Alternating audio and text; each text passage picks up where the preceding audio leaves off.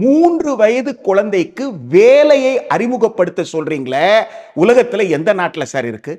வேலையை 3 வயது குழந்தைக்கு 8ஆம் வகுப்பு முடிக்கிறதுக்குள்ள வேலை திறன் ஒகேஷனல் ஸ்கில்லிங் சர்டிபிகேட் வேணும்னு கேட்குறீங்களே, எப்படி சார்? 14 வயசுக்கு உட்பட்ட ஒரு குழந்தை அது ஏன் சார் வேலை திறன் பெறணும்? ஏன் வேலை திறன் பெறணும்? இதுல என்ன நியாயம் இருக்கு? ஏற்கனவே காலம் காலமாக கல்வி மறுக்கப்பட்ட சமூகம். 19ஆம் நூற்றாண்டுல மகாத்மா ஜோதிராவ் பூலேவும் அன்னை சாவித்ரிபாய் பூலேவும் அன்னை பாத்திமா ஷேக்கும் நடத்தின போராட்டம் தான் எல்லோரும் படிக்கிறோம்.